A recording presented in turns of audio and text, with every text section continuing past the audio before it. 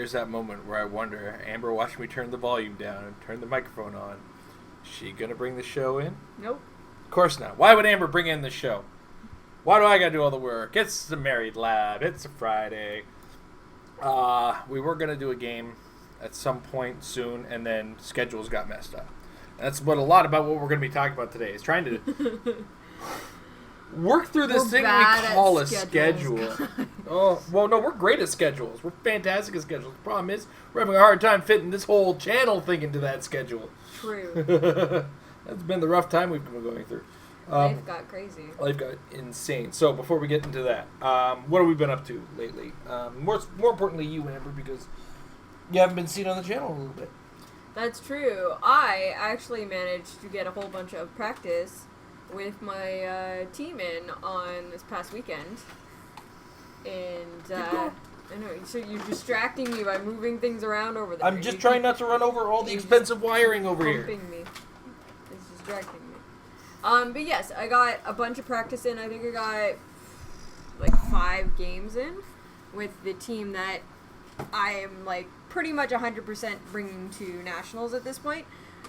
There's like maybe we're gonna try a few different variants of it, but at this point I think I'm pretty much locked in, and I've talked to a few people about it and worked out like one of the most common things about the team. So the one I'm running, I think Jason featured it on one of his shows. Yes, Into the Mind of Madness. It was my first episode where I started actually getting back into. We have a lot of Pokemon cards back here. Yeah, it was one of my first episodes once we kind of understood that Canadian Nationals was approaching around the corner, and it's a Medusa team. I'm just gonna shut my mouth. Yeah, it's a Medusa team. So as it stands right now, it is 3 Medusas, Voyager, 2 Giant Girls, the regular uncommon from the main set, and a AIM Blue Squad and an AIM Red Squad. All of those are very synergistic. All of it works very well.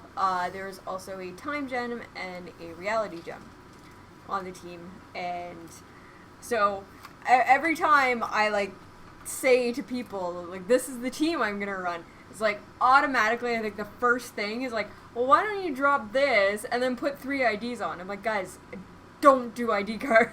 If Amber was going to use ID cards, we weren't going to be using the gems. Yeah, but also, if I'm using ID cards, I'm not using ID cards.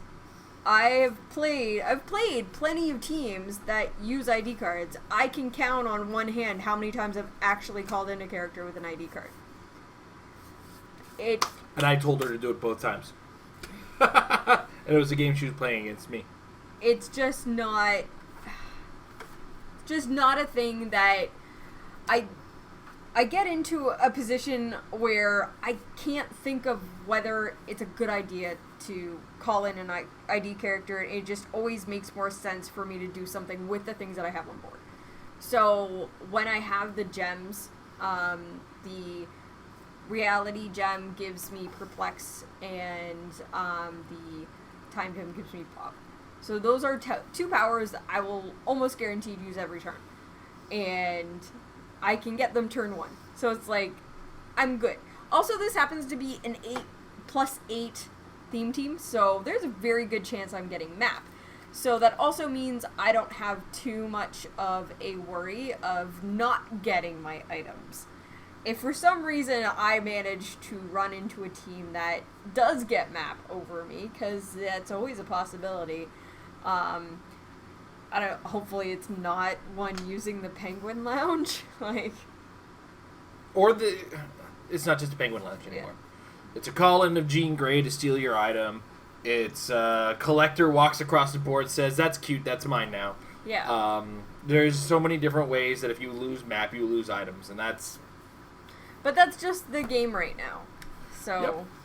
Heck, sometimes even if you win map, you might lose an item. It's weird these days, man. So yeah, this very exaggeration. That's not true. Simplistic, bare bones team, which is actually kind of funny because when we were first playtesting it with our buddy Aiden, he was surprised. Aiden doesn't know anything about us. Yeah. He was surprised that I was playing the team, and he was like, "Oh, I figured this was a little more on the complicated side. I thought you would have something a little more subtler. And I was like, no, I don't do subtle with heroclix. I do smash face.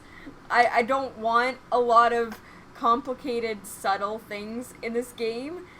And I just want to be able to throw characters at other characters and do a lot of damage. And thankfully this is what the Medusa team does, because it, with her hair coming out, with the 3 Medusas producing 3 hairs, I can get upwards to, like, on the right turn, I can get 12 attacks. The numbers check out. Yeah. At bare minimum, I'm almost always doing 3 attacks. Wait, hold on. No, your numbers don't check out. 9 attacks. 9. Hair, Yes, hair sorry. Pushes, hair, Medusa attacks, hair comes in, the times 12, 3. The 12 was on a build that had 4 Medusas. Yeah. That was the lockjaw build we had originally started with. Yep. And it just, I felt like we needed more out of the team, plus more map wins. Yeah. And Voyager adds so much to the team, even if, like, if she doesn't get click 0, that's Yeah. it's another Also, perplex. Voyager is great, and I think one of the big things that was good for me, I play tested against Jay Solomon. And Jay, Devin, and Emily came over on the weekend to play test, and then on a separate day, Aiden came over. And I was playing against Jay, and one of the first things he did was take out my Voyager. And I was very happy to discover that even with Voyager gone, my team doesn't crumple. And I was still able to get a lot of maneuverability around the map and get to his characters. And that game, we ended up playing it to time, or at least the timer that we had set for it. And it was a really close game. It was like 120 to 150. So it wasn't... It didn't go as poorly as I thought it was going to. And I was very, very happy with the outcome. Even though I didn't win that one, I was very happy with the outcome of that. See, guys, sometimes I know what I'm doing when I build things. Sometimes. No. Like my new build. I'm not on a finalized state yet. But there is definitely a 100-point prime mystical character going on the team. It's just a decision. I'm at war with people and myself as to which one. Though I am definitely leaning my way, other people disagree with me, and they can, take their tongue and put it on parts that they shouldn't be putting tongues on. Well, I want to have my own fun. This is my fun. Nobody else's absolutely. fun. I agree. Well, it comes down to the same argument that I have every time somebody wants me to drop, like, a giant girl or the gems, to be like, put on ID cards. Like, that doesn't... If somebody drops a giant girl, I'll fight them. You need the 2 giant girls to carry the AIM agents, because the AIM agents... What's the point of the AIM agents if you leave them behind? There's no point in having the 2 AIM agents. You can't use prop build to control your starting area. You can't use the Empower in your starting area. You still need to be within 3 squares, even though we're using the Agent Blue. Then you'd have to lose ID cards. The only one we could afford, or the only gem we could afford to lose would be the Time Gem, and that would be giving up a prop, which would put us in from having a prop that you always have, even after using your 5 props, to only having the 5 uses of prop at any given time.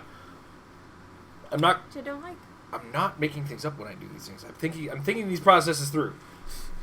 The other thing too is, more often than not, you get enough attacks out of everything. Like, I don't feel like there's enough that's gonna slow down the team, to be brutally honest. And we've covered our bases for missing a bunch somehow, by throwing some Super Friends on, select Super Friends, which increased the price of the team, sure, but my goal wasn't to say, hey, we're gonna send Amber with a team with nothing more than rares. We're gonna start with nothing more than rares. It just happened to go that way, and go from there. And when it comes down to it, the Medusas are like 50 cents a pop, I think, on Troll and Toad. The most expensive things are getting the gems or the characters that come with the gems, and we pulled them naturally in every single brick. I think we pulled all 3 of the rare gems. Yeah. So I've traded a set at one point. I acquired an early set, got another set in another brick, and they got another set in another brick and traded that set. Like, these gems come easy, oddly enough, because they're only the rare gems. That's one of the things I've noticed is the most universally useful of the gems tend to be the rare ones, where the power gem gives you extra attack and damage. The time gem gives you probability control, and the reality gem gives you perplex and TK. Like, we know these powers are all useful. I have to remember that the reality gem is giving TK. Yeah. You also got to remember that when you hit with a 10, you get TK at no cost and a free object with which to TK at somebody. Yep. Surprise! What? Why? Where did the dumpster come? Ow! Not in my face. I also did a big thing yesterday on Into the Mind of Madness, explaining to people how TK with objects works and how absolutely insane it is. It's kind of fun to do that. We actually had that attacking with objects. Like, a lot of people will pick up an object and smash with it, and that's the most common thing. But people forget you can throw them and you can TK them. Yep. And it always catches me on sealed, like, that guy has TK? Oh, I shouldn't have let him so close to an object. Because your reach with an object becomes astronomical if the object is like, let's say you have your minimum, you're a 0 range character with TK, so you have a 6 range TK. Yep. The 6 range is first to reach. So let's say there's an object 12 squares away from the dude I want to hit. Whatever, as long as it's within 6 squares of me, and then that guy is 6 squares from that guy. Like, as long as the TKer is in between, that object is flying 12 squares. Yeah. It's pretty insane. What did the damage get? 2 and 3. 2 and 3. Lights are 2, 3 is heavies. So. And that's when they're thrown. That is, well, when they're thrown, when they're used in general. Oh, no, well, yeah. When they're thrown, used in a range action. Because I think close attacks is still 1 1 and and 2. 2. 1 and 2 still. God, 2 and 3, that would be disgusting. A light object plus 2, where everybody gets a light object? Yeah. Oh. Well, I mean, it deals more at range because that's all the damage you're dealing, or range TK. Because otherwise, when you're smashing with it, you're also adding your own actual damage to it. So. Yeah. So, long and the short of it is, we've come up with a team for Amber that is not subtle in what it does.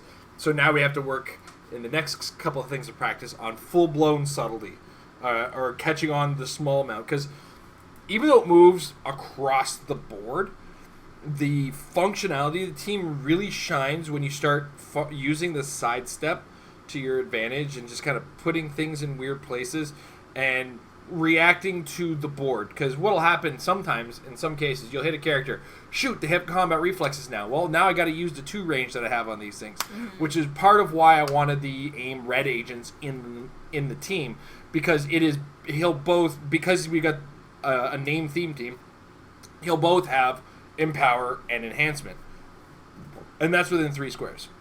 So what you would do is you would carry with the colossal giant girl 9 squares with it, drop the aim agent, he'll sidestep forward, and then he's within 3 squares of something. And then you use that enhancement or empower depending on what you need in the moment.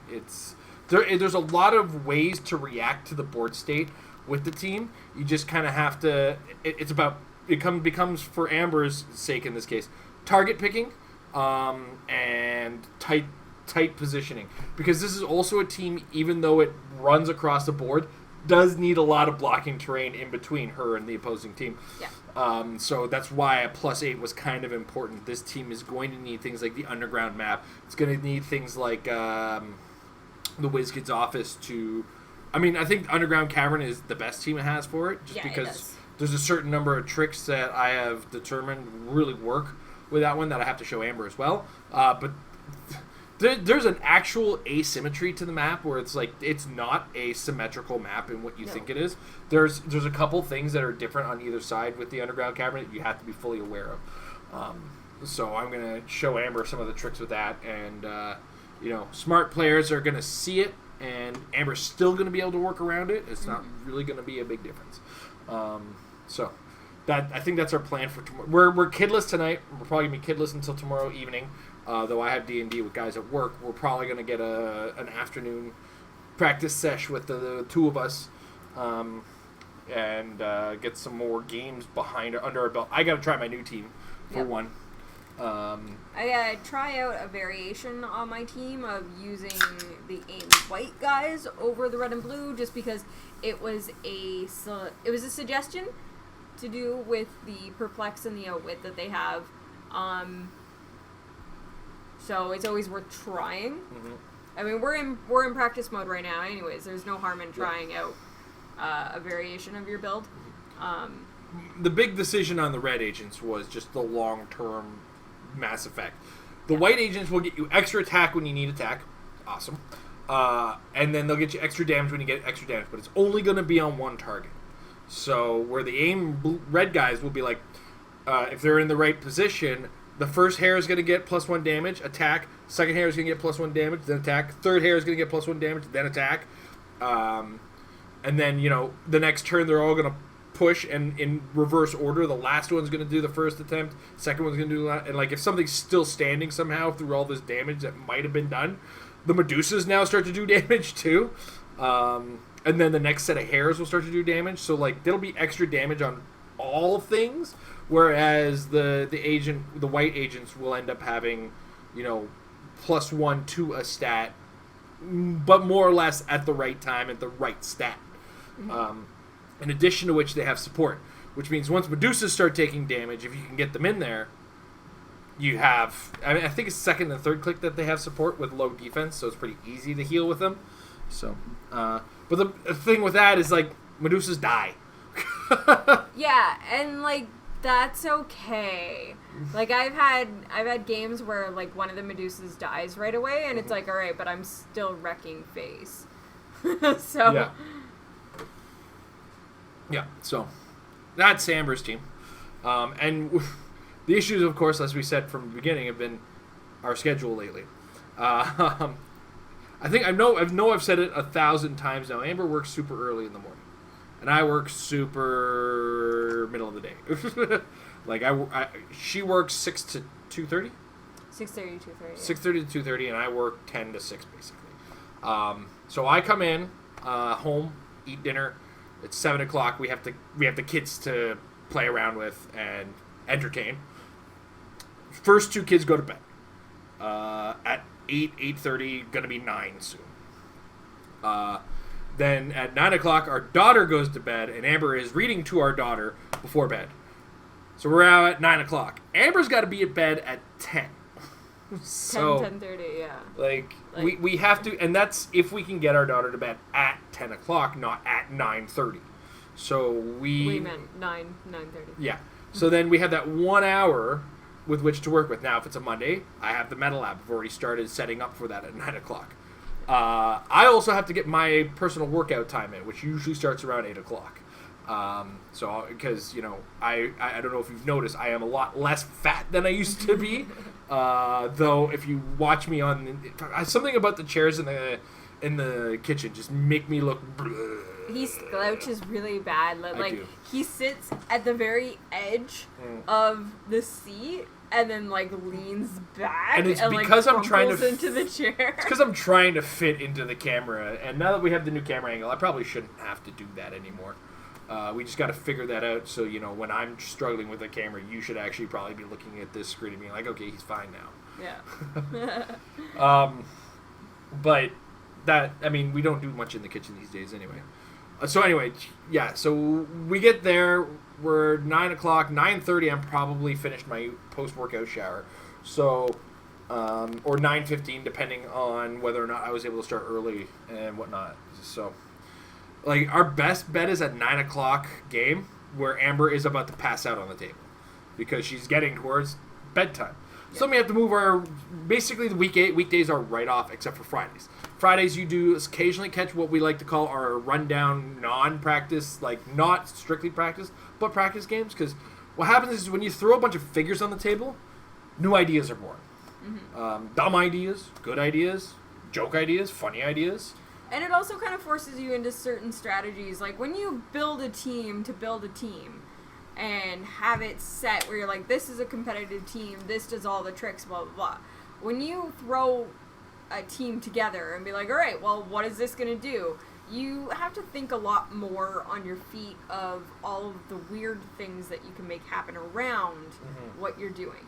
So if there's you a lot play more improvising on that. If you play unfamiliar figures, the figures you're familiar with, you start to realize unfamiliar tricks that they might have that all these other things would have had because you're in a desperation state. It's part of why Sealed is actually a really good training ground to start the game and start learning practicing in an environment that's not strictly playing at the kitchen table and getting around with everybody. Which is interesting that I feel like I do a lot better in sealed than I do constructed. Yeah. But that for me is the bare bones of it. Everybody only really has figures and go. Yeah. There's not all of that extra layers of things that I need to be thinking of, I need to be reacting to as my opponent pulls out everything. Like, I played against Devin, who is a fantastic player, one of the top players that we have. And he's 1/3 of the team world champions this year. Yeah. And, like, it's the first time I think I've ever actually played against him. Mm-hmm. And he's just doing things that I'm like, I could never play this team. He was playing an Astronomer Kobik trader team. So the one I was considering. Yeah. Or at least the one I was playing in practice. And so, yeah. So, and it was just like, I don't understand what you're doing. There's so many things going on here. I'm like, I'm just going to let you do that, and you tell me what damage I need to take. Never trust the smart player. Pay attention to what they're doing. You got to pay close attention to what Devin is doing. Not only not because you can't trust him, but you can't trust him. No, but seriously, you got to watch what he's doing for a number of reasons. One of which is learning. Mm-hmm. You got to learn yourself some heroclix, Amber. You've been playing this game for 15 years. 17. Is the game 17 years now? Yeah. Has it been 2 years since the 15th anniversary stuff? Yeah. Gross. So yeah, we've been playing this game for 17 years, Amber. 15 or more. There we go. We've been playing it for 17 years. You should be better. I should be. You should be but a I'm lot not. better. Your attention span for the game is I'm lacking okay lately. with this. Everybody else has a problem with this. I'm okay with it. You don't play like you've been playing for 15 years. You play like you've been playing for a week sometimes. I don't care. And that's the crux of it. Is that I go into, like, a weekly event or a storyline event, and I'm like, I just don't care. I'm just gonna play. What? How much it costs to travel? I said weekly or storyline event. I didn't mention nationals or worlds. That's when I actually... This is what I'm talking about, though.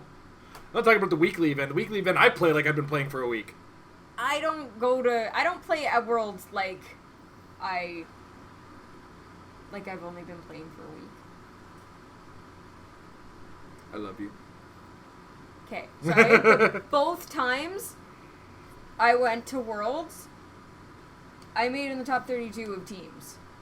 Both times. That's teams. You can go fuck yourself right now.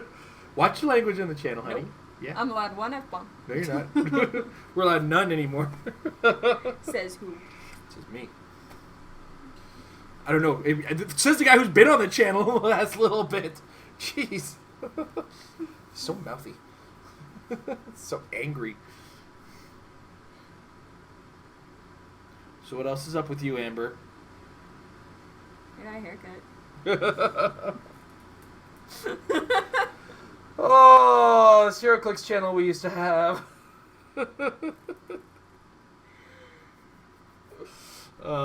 Regenesis is around the corner. Yes, and That's I'm looking excited pretty cool. for it. I'm not looking forward to the paperwork that's going to be involved. No. So I feel like I'm judging on this one. And that means I got to keep track of what everybody used. Which means going into next month, it's like, okay, so you better now have... What do you mean you don't have that figure? Well, tough. Then you have 2 figures. Yeah, I feel like that's going to be the hardest part of it, where it's like, alright, here's month 1, everybody gets 3 figures. Great. Now, remember to bring those specific 3 figures back for month 2. I got to tell them several times, like, I wrote it down. I wrote it down. I wrote it down. I think you may have written it down. I will write it down. I will write it down. I will type it out. I will make a Google Doc. I will make an Excel spreadsheet of everybody's figures that they're allowed to use in month 2. Along with whatever they open in month 2. Because I think that's how it's supposed to go. It's like month 1, you open your 3 packs. Yep. You're allowed to trade 1. And then those are the 3 figures you can use for this tournament. And you can build like a 200-point team. And then the next event, you open another 3 packs and you add them to your pool. So now we have 6 figures. Look at me. Look at my magic. You're failing at magic. I am not... What, you think I was doing that on purpose? So 6 figures. And then on the last month, you'll have 9 figures and a 400-point whatever. I don't think any of it's going to matter in the end. I think it's going to... I love these events, and I love the idea behind this, but it's going to flop like Civil War, I think. It's gonna I go feel out like like a it's fart. gonna go slightly better than Civil War because it's not the forced battle royale format. But by the end of month 1, everybody's gonna have all of the figures. Well, that's not WizKids' fault though. That's the players being greedy and not wanting to actually play the event like you're supposed to play the event. Then it is WizKids' fault when we do this every time. That's bad market research. But that's the thing. It's like, as players, it's a collectible game. We'll collect. And we will acquire. And we will get everything that we want. And then by month 2, it's like, oh, God, we got to do this again. Right? And then by month 3, it's like, oh, are we still here? And don't get me wrong. I love the idea behind it. And I love that it's going to be what it is. But certain things are going to happen. I am going to spend my life attempting to acquire a beast. If I don't pull one, and I think he's a common, but that's the thing. I get 3 figures in a single figure booster set, so even a common is as rare as a rare, except this is going to be like I a can't certain believe that there's a rarity system to this. right? So that's it might be wrong, and it might be static rarity, and it might be like the same No, figures I've in been every hearing time. that there's a flat out rarity system to all of it. Okay, well that's a challenge then, and Yeah. like. Again, I'm not saying, oh my gosh, WizKids is bad for this. I just feel like there is, this is something that we've now been through multiple times. And, like, Civil War, Fear itself, War of Light, I think, was the peak of it. Because there was Wave 1 for 2 months. Then there was Wave 2 for 2 months. And there was a lot of figures in the entirety of the set. Yeah. And then by 5 and 6, you're mix and matching them. But like I think it hit its peak at month 4, and we were like, "This is good." Month 4 was great. What do you mean? There's 2 more months of it, right? Yeah, These and things then overstay. And then Age of Ultron did the same sort of thing, and it was only 4 months. And was great. I thought Age of Ultron was a fantastic event, but then we went to Civil War, and it was like, It's like, we're gonna do something different. Yeah. And it would have been fine if Civil War was 1 or 2 months at best. But what was that, like 3 or 4? It was 4 months. Yeah. So by the time you get to month 4, you just for one, Civil War suffered because of the format. Battle Royales are great at cons. I don't want to be playing 4 months of Battle Royales. I'll play 2 days of Battle Royales, sure. Yeah. But 4 months of them? And then the draft system that they had for it. Like, I know we don't have to necessarily follow WizKids rules on this, necessarily, but like they set it down, and we want to try to follow what they're presenting. Mm-hmm. And when what they're presenting is just, it comes out like a fart in the wind. Like, it was a great concept. When it came down to it, it was really neat. The fact that each booster had like 2 pro, 2 anti, and then a neutral, and then you kind of just like drafted what to go from there. But it when it came down to it, actually physically doing that, you're just like, I don't want this. Yeah. Or what's more is, like, as a battle royale goes, you get 3 people attacking you, and it's like, well, Yeah. that was my month 2. Yeah. And that was another that, like, a lot of the times these tournaments are meant to be like a Swiss. You get typically 3 rounds, and that's your afternoon. And you're like, okay, I lost my first game, but like, hey, my next 2 games are good. And then, that gets me a good amount of points towards the end. Because there was a accumulated point system to get you into the final prize. But like with Civil War, it was just like, all right, here's like a 45, 50-minute battle royale. Okay, enjoy the rest of your day. And you could keep going, but it's like nobody wants to do like 3 or 4 battle royales in a row. For 4 months. For 4 months. Yeah. And that's the thing. The WizKids keeps trying these things, and they have their wins and they have their losses. But I think they need to learn more from their wins and not necessarily keep trying to reinvent the wheel, right? Mm-hmm. Like the big wins, if we go back, Thanos was interesting, but it was strictly constructed, and the stores, I understand that they want the stores selling product. That's a win-win. WizKids distributes products, which means money comes in from them. When they distribute the products, the product go to the stores sell the products, the stores make their profit. That's a win. So I understand that they want to do seals. So Thanos won't really happen again. They had the Streets of Gotham, which was really cool, but they also had to release 2 sets in a small period of time. Mm-hmm. And what's more is, unfortunately, what happened with that what was it? What was the set called? Was it called Streets of Gotham? And yeah. So yeah, the Streets of Gotham set, which was a small single booster set, which also had the triple booster figures, didn't end up going over. Or they went over so well that there was no product left. And I think they had to run 2 months of events with those as things that you had to use. And it was like, this is problematic. Sorry, it was War Games or something was the event? I don't know. It had the Batman. It was around the Batman set. But that was... the Cataclysm event. Yeah, War Games. Yeah. Yeah. But it was, it was an event that was stifled by readily available product. Yeah. Oops. So then we hit Fear itself. I was like, here's an idea. Here's a set that you can only buy in these events. Oh, this is a cool thing. And you can get these hammers and this resource as part of it. All right, all of this is really great. And there's going to be 6 months of this. By the time you got to month 4, Fear itself had run its course. So we had players, and again, this comes down to the players being collectible, like wanting to collect everything and stuff. Was that we had in our area a decent amount of players that had the entire set by month 2 because they played in multiple stores. Yeah, or they went figures. And bought figures, and it was like, this is gonna stretch over. Say like, personally, we have no self-control. Yeah, plain and simple. That's what it comes down to. There's no self-control in the heroclix community, so nobody wanted to wait the full 6 months to see if they were gonna get the full set or not. They wanted it now. But then that also meant that by the time we got to month 6, like, attendance had severely dropped because nobody was fighting for the serpent. Nobody wanted to play. So here's a Colossal. All right, cool. I got all of Fear itself. I don't want to collect more Fear itself.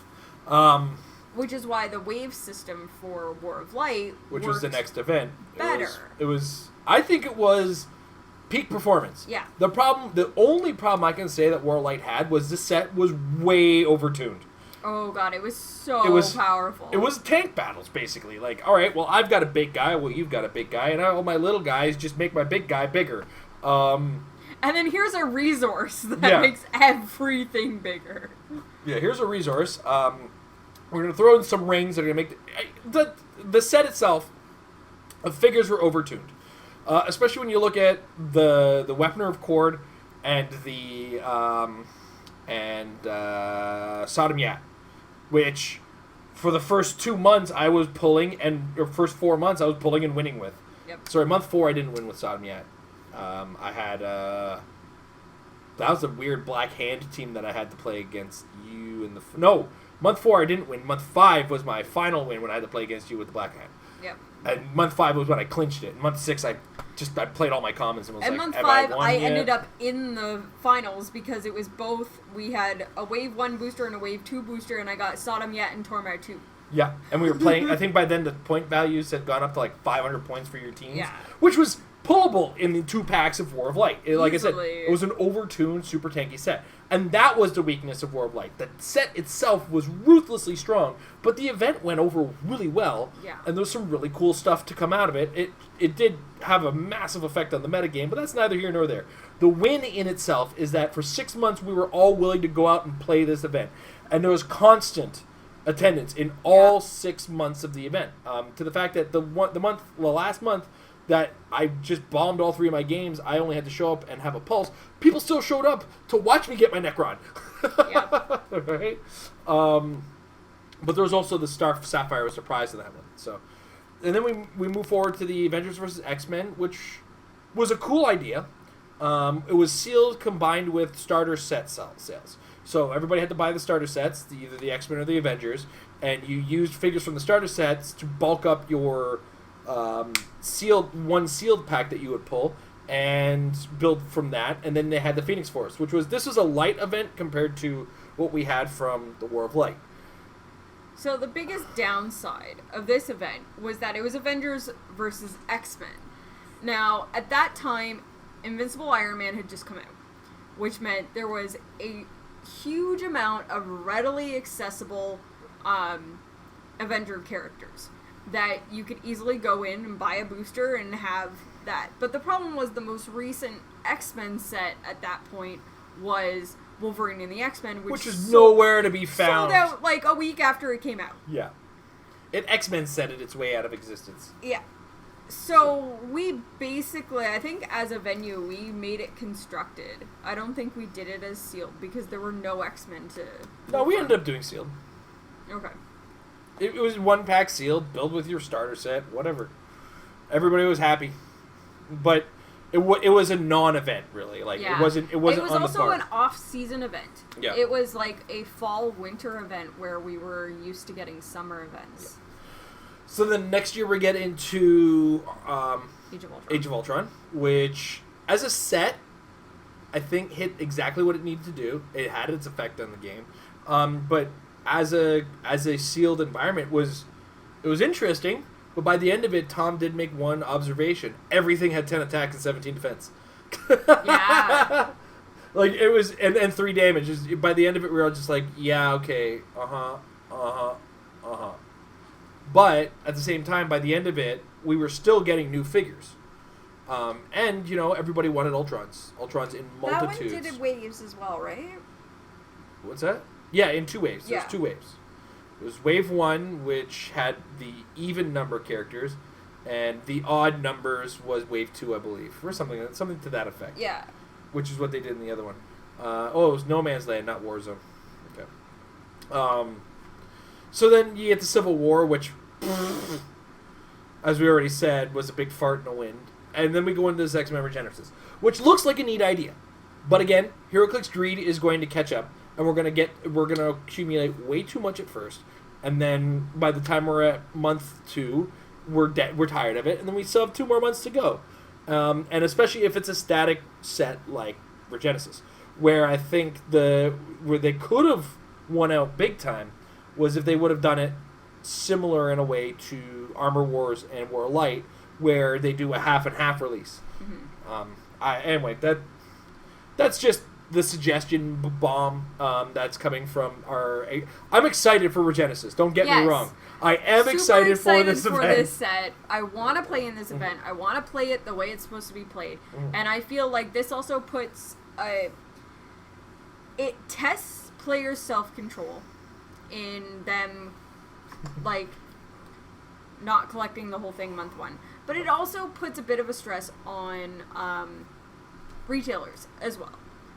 Because, and there's always been that thing where it's like, okay, this is a limited release thing, you're not allowed to sell this product, you can only sell it at an event, sort of thing. Like, there were actually, like, sheets that would come with it, big warning sheets, that's like, hey, you, like, don't sell these. Yeah. And then later they had, like, their press release be like, hey, you can sell this, if you still have it, you can sell this product now. If it was to be me coming up with the idea for this, I feel like the early part of the year is the best time to do this. For one major reason. The only competitive thing going on is going to be WKOs. Because, as it stands right now, we're going to look for the most competitive thing in the event, or in the set, and we're going to try to get our hands on it. And we're going to try to get those little pieces in this particular time frame and whatnot. So, we just have to be conscious of that. And I think early year or mid-year, non-WKOs, not busy WKO seasons are great for this, but WKOs are almost year-round quarterly, so at some point you're going to bump into them.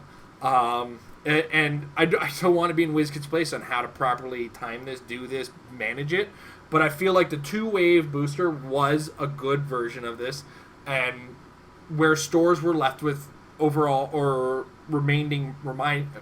leftover product, what they should be doing is selling it at the end, and WizKid should be like, yes, please sell this stuff when it's done, not like 2 months later hold on, you get stuck with it. Let the stores sell it. Yeah. Like, so, if month 1 is January and month 6 is June, June is like, okay, guys, if you have any, sell it. If you got it, get rid of it. Or make it part of your pricing or stuff like that. Anyway, we're drifting. We were on a long drift from excitement for Regenesis.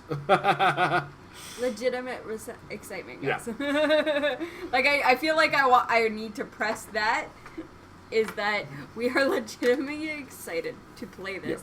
Yeah. For this set. We're also not unaware of where things have issues. Yeah. So, and Amber says she wants to do it the way that the event is meant to, and then she's going to forget that the Beast ID card is going to be a thing for Worlds. So having it sooner rather than later would be a good idea.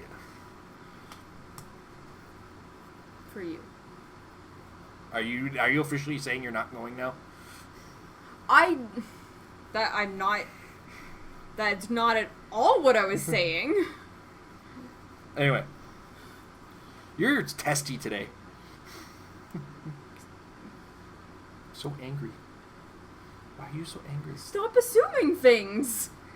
Well, you start saying things clearly, or things. Anything else you want to talk about? Talking about our scheduling nightmares and how we try to get practice in there and how it's a nightmare. And we're gonna do better, I think. No, we're not gonna do better. We're gonna tread water as best we can. I have a week off. I might actually be able to edit some videos that have been sitting on my phone. We have videos that need to be edited? Yeah. What is the matter with you? Well, ready for some dated content? What do we When did we go to New York? What did we... It's all just fun stuff. It's not any really... Is this the cookie thing? Yeah. It's the cookie thing. There's a cookie thing, and then there's the blind booster that we did at the store. Oh, the booster gamble? Yeah. Why did I do that? I don't know. I regret that. Mostly because I called how bad it would go for me. You should not do that. I should not go into something that involves luck calling my bad luck. I really got to stop.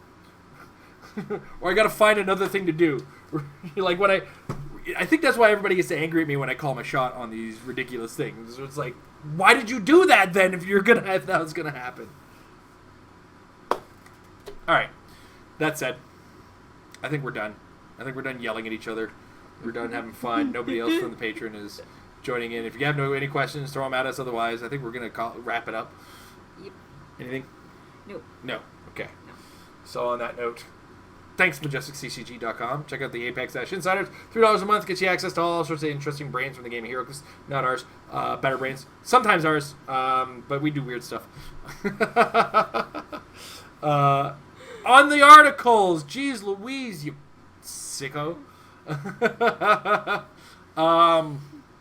Also, check us out at patreon.com/heroclix if you want to help support us a little bit. Any little bit helps. Don't feel bad if you can only give $1. Give $1. If you can't give anything, just turn off ad block. We're happy. Just watch the videos. Yeah, just watch the videos. We've been hovering in and around 3,000 subscribers for a long time. So if you're not subscribed to us yet, please hit that subscribe button. And if you want to get notifications about things, there's a little bell beside your subscribe button. Hit that.